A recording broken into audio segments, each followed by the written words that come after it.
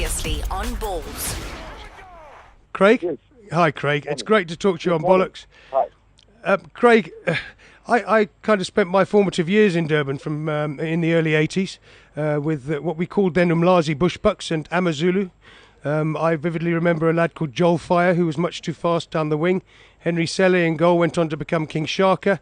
And I'm trying to remember the name of the guy who used to run the club, Jabu Pakati, I think his name was. I have been, ever since then, an Amazulu football fan. You've done the club proud.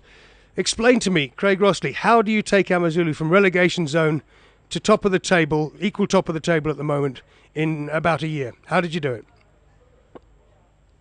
Yeah, 10 months. Well, basically, 10 months. obviously I arrived, it was dire straits. Absolutely. And we were at 9 points, and it was a fantastic effort by the boys to bring the club back up to the position. I think we ended 12th at the end of the log standings. Yeah. And then, we then decided to make a few changes in personnel, playing staff. Yeah. And, we only kept a handful of the players that did the job for us, but did it every for us from last season. And at this point in time, Neal, it's a work in progress. My concern and the worry I have was that bringing 15 new players in after letting 17 go is to get the players to gel and to get them to understand the way I want to play this stuff. And, we had a bit of a wobble in our second game against Aces, but I think they've come along nicely now, and maybe it was a wake-up call for us. But, we've gone about it in a very professional way, and I think the group of guys here, and the biggest testament for us is the character and the nature of the guys. They're good guys. The personalities are good, and that's what we're looking for. Guys are going to go on the park, do the work, have a good work ethic, and just be good guys in general. So, and if they can apply themselves both on and off the field, it's great for the club. Yeah, brilliant, mate. I mean, work ethic is what it's all about. I've heard Gavin Hunt and Kevin Johnson both talking about work ethic, about how you make a footballer not just become a footballer on R1 million a month, but also a footballer who on and off the pitch is a tribute to his art or to his game. You seem to have done that. You seem to have pulled everyone together at a club that was really struggling, and a club that means so much to South Africa. According to my records, Amazulu, just after Bidvest Wits, are one of the oldest clubs in South Africa. Do you get a sense of that history when you're coaching Amazulu? Well, there's a lot.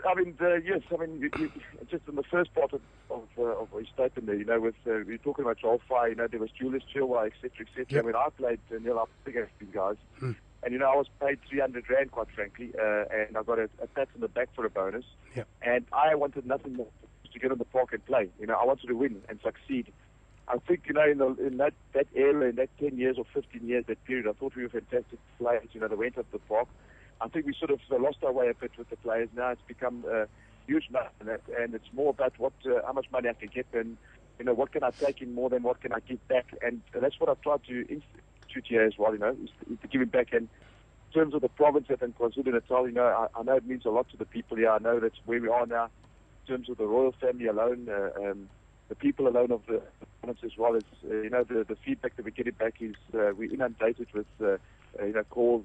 Well-wishing, and that's so it's fantastic for the club. Just from I think a holistic perspective in football in South Africa in general, Neal, we need to get together, as coaches and South Africa as football, SAF for the PSL, to sit down and probably how to find a way to take the football forward. We lack in goals. How do we get that right? We lack in development. How do we get that right? And if I can make a difference in the small ways here with Amazulu, and contribute in a bigger fashion for football in general, I'd be happy for that. Absolutely, mate. It's that idea that we're all running our own clubs. There's no question about that. Everyone has their own job to do within this structure, but if everyone pays attention to development, not just development of youngsters, but the developing of a professional attitude amongst South Africa's top footballers, then we end up with a much better Bafana side and a much better kind of PSL ethic.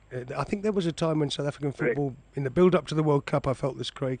I was still based in England then, that a lot of South African footballers thought they'd already made it before the World Cup and that they were going to all move to Europe afterwards.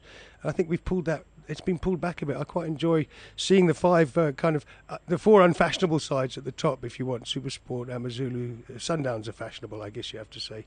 But and then watching, some of the big spending clubs actually struggling to keep up with people like you this season. Where are your goals coming from, Craig? I mean, I've got to say, I'm stuck up here. I don't get to see Amazulu very much.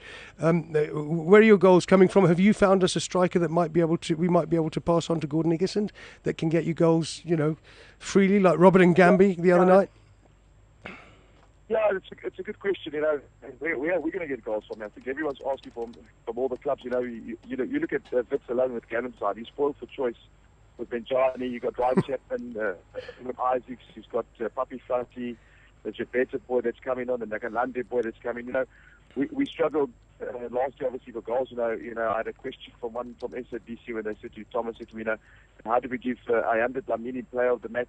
And he only scored 5 goals. And you don't give player of the year for scoring 5 goals. But that was the reality with our strike force. That our leading goal scorer scored 5 goals. So I had to think about it and look at it and go, all right, we're not going to get 15, 20 plus goals up front. We're going to have to get it from all over the park. So we brought in a player like Mtiali, for instance. He's had 2 assists now, and there was a great cross from him from Bevan France put the ball in the back of his own net, and he scored a great goal against Spitz with his head. Yeah, I saw it. We brought in Sydney Oracle.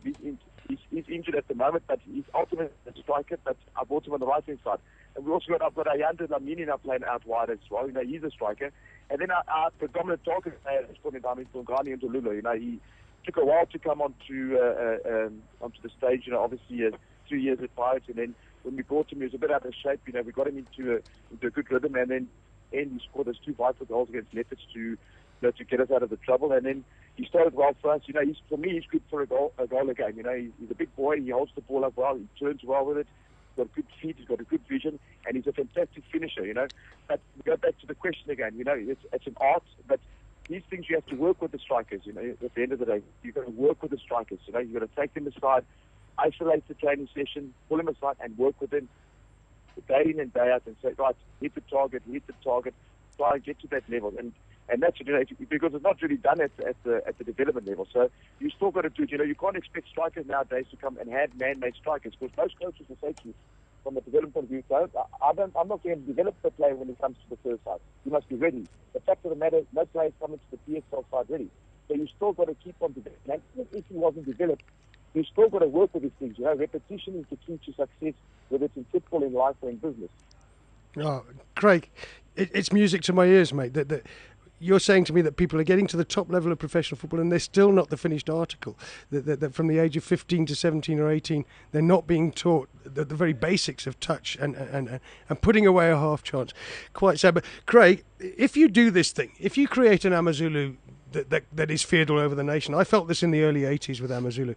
Will you be able to create a giant there if you keep winning? If you were to win trophies, that might be able to take on, and create the same hype and crowd levels as they can in Soweto? Will that ever happen in Kwamashu and Mlazi around there?